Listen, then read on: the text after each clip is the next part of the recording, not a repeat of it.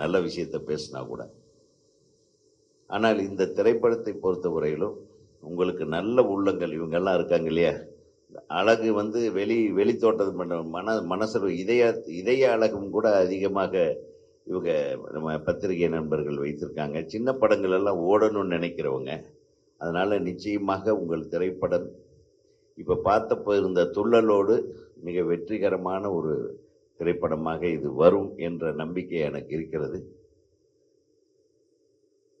ஆக மொத்தத்தில் இப்போ திரையுலகம் திரும்பி மீண்டு எழுந்து வருகிறது மாதிரியே ஒரு தோற்றம். ஏன்னா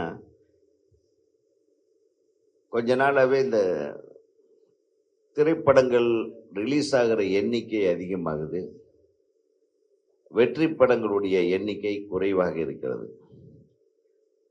ஆனால் இப்போ நான் நடிச்சதுக்காக சொல்லல, அந்த கருடன் என்ற திரைப்படத்தின் வெற்றியை பார்க்கும்போது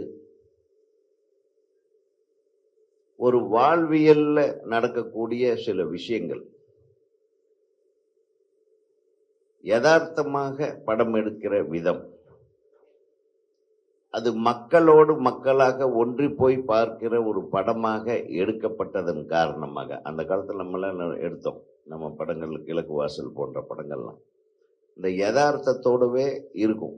கதையும் கதைக்களமும் கதாநாயகர்களும் அவர்களுடைய நடிப்பும் கதாபாத்திரங்களுடைய பிணைப்பும் அதை பின்னி வரக்கூடிய காட்சிகள் கூட அந்த கதையோட்டத்தோடவே இருக்கும். அந்த கதையோட்டத்தோட ஒரு சொல்ற விஷயத்தை ஒரு மிக நாகரிகமா சொல்லியிருந்தார் அந்த டைரக்டர். யாரோ ஒரு விமர்சனத்துல கூட ஒருத்தர் ரொம்ப அழகா எழுதியிருந்தீங்க, உங்க நண்பர்கள்ல யாருன்னு தெரியல, கர்ணனை விட இந்த சூரி கதாபாத்திரம் அருமையான கதாபாத்திரம். ஓகே, கர்ணன் கூட செஞ்சோற்று கடனுக்காக சேராத இடத்திலே சேர்ந்து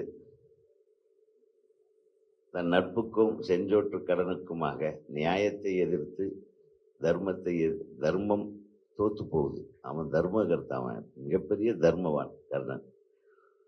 ஆனால் இந்த சூரியன் கதாபாத்திரம் அந்த உண்மைக்கும் விசுவாசத்துக்கும் நடுவுல அவன் உண்மை பக்க தர்மத்தின் பக்க நிற்கிறான் பாருங்க.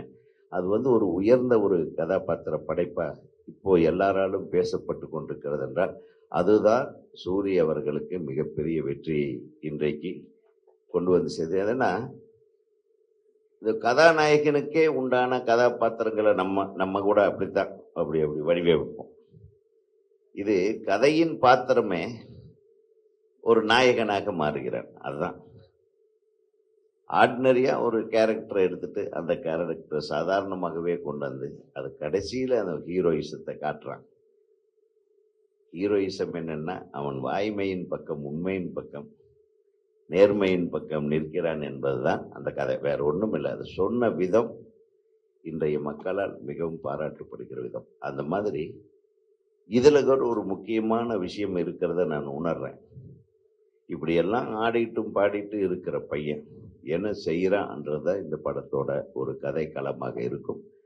அதை நீங்கள் பார்த்து ரசித்து இந்த திரைப்படம் பெரும்பாலான மக்களால் பார்த்து பாராட்டப்பட வேண்டிய ஒரு படமாக மாற்றுவது உங்களுடைய கையில்தான் இருக்கிறது. ஆகவே இந்த படத்தோடு நில்லுங்கள். நிச்சயமாக பித்தளை மாற்றி ஒரு மிகப்பெரிய ட்ரெண்ட் மாத்தியாக இருக்கும் என்று நான் வாழ்த்தி நன்றி கூறி விடைபெறுகிறேன். நன்றி, வணக்கம். போதுமாம்மா?